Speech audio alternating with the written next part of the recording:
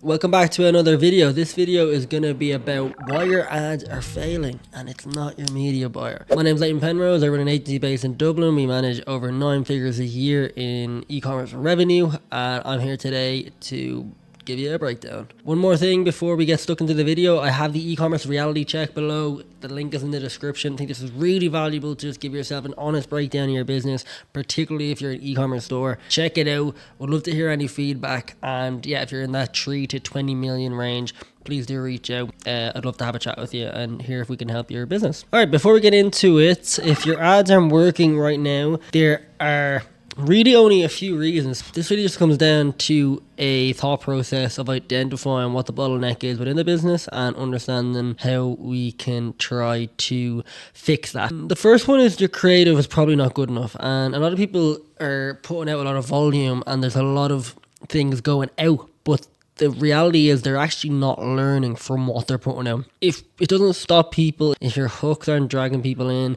if your headlines aren't capturing people's eyes, what does Ogilvy say? Your headline is 80 cents to your dollar. You're kind of wasting a lot of time. So most people are going to be running ads that have weak hooks, no clear problem, no real differentiation. There's no proof. Proof is a big one that we're seeing having a big impact on the conversion side of things. And you're expecting the algorithms to somehow fix that, and it's not going to. Meta is really strong at optimizing the distribution side of things, but it doesn't optimize bad messaging and bad creative. And this is something I'm hearing a lot from Hormozy. He speaks a lot about this from an advertising perspective for all businesses.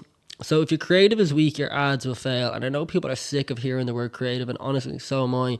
But the reality of the situation is it's a really important element of all businesses that have an arm on the online side of things. It's really competitive out there. The second reason is you don't produce enough creative. So like I was saying a minute ago, most brands I speak to are actually only launching, 3, 4, 5, 6, 7, 8, 9, 10 creatives on a weekly basis, and they're kind of hoping something sticks. Reality is, if you're watching this video, or if you have a strong business, you're going to need a lot more than that, because ads are fatiguing a lot quicker now, and people are also a lot less sensitive to ads. It takes a lot more to push through the psyche of your average internet user now, and there's a lot more that you need to do to disrupt the patterns of scrolling on social media, but there is a lot of things that we can do. So if you're not feeding it enough, you're essentially just choking your own growth. The third one is you don't actually understand your customer. I know that sounds like a bit of a mumbo jumbo side of things, but it actually is a big one. Like, when was the last time you just sat down and read through any of your negative reviews or read through any of your positive reviews? Like, what kind of language are people using to describe your product?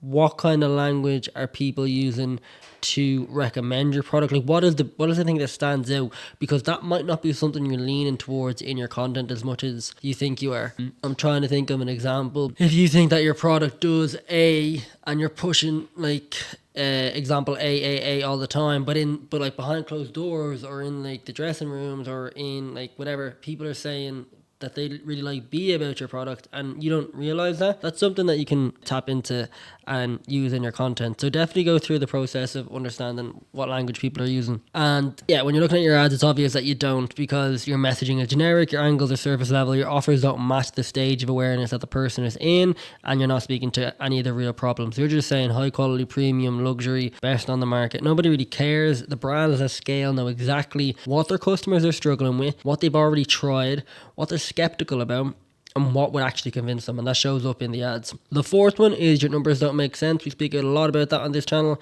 This is where people really avoid responsibility. If your cost to acquire your customer is too high and your LTV, lifetime value, is too low, you're not going to be able to scale quickly and profitably. It doesn't matter how good your ads are. It doesn't matter who's running them. The model is essentially broken as a business, and instead of fixing pricing, margins, retention, and product, you keep trying to squeeze performance out of your ads. Ads are going to amplify what's already there. They don't fix a bad business. They just blow things up that are working well. There's no point of running ads to a terrible business or a terrible product. And I've seen that happen kind of in my earlier days. I used to run a lot of campaigns for courses, and like bad courses. Like, I used to have clients that would be selling certain things and they just wouldn't have any LTV, and I didn't understand the product. I was just running the ad side of things. And yeah, you can't build a bad business on bad product margins or pricing or retention. So the fifth one is you're too reactive. which is sometimes a hard one for people to deal with. And even like I've seen that myself. You're launching ads and they don't work in the first couple of days, and you're panicking. You're changing the budgets. You're duplicating campaigns and shading audiences. You're switching strategy. You're questioning the agency. You're questioning the new hire. You're questioning the creative. You're questioning the offer, and you're going to reset your learnings every single time. Meta has literally said that their system needs the data and the consistency to learn. So if you keep interfering with that process, you're slowing yourself down. So my recommendation on that is, don't just launch campaigns for the sake of it, or don't launch a strategy for the sake of it. Think long and hard about who's running the strategy, what creators you're using, what offer you're using, and really push yourself to say, okay, am I really doing my best here, or is this kind of a half-arsed, in Ireland we say half-arsed execution? And if you feel for a second that it's half-arsed, just don't do it. Just revisit the strategy, push out the strategy an extra day, or push out the launch another day, and make sure that everything is right. Because what you want to do is you want to have full alignment on what's going on, and at least then if it doesn't work, you can say, all right, we've really got to change things here. But if you believe in the strategy, you can also allow it to run for a couple of days and accumulate some learnings. And the last one is people are blaming the wrong thing. So it's very, very easy to blame the agency. It's very easy to blame the team member. Very easy to blame the platform. It's very easy to blame anything but yourself. But sometimes what you gotta just say is, right, look, our creative isn't good enough. We don't actually understand our customers deep enough. Our output is just simply too low.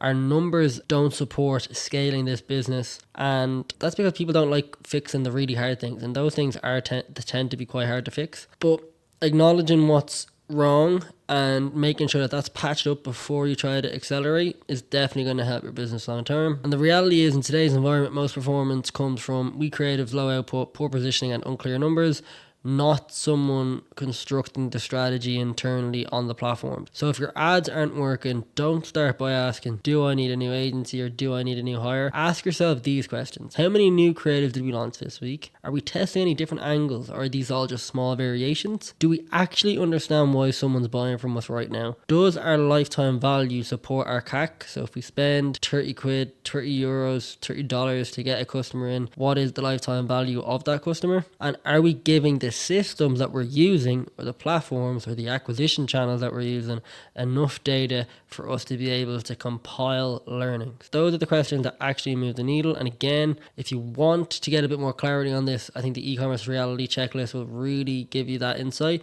It's for anybody that's doing 3+ million a year in revenue, for agencies that want to get a bit more clarity on some of their clients, but also mainly for brands that want to get a bit more clarity and understanding of their business. My name's Leighton Penrose. My calendar is in the description below, and I would really appreciate a like and subscribe. Thanks very much for checking in.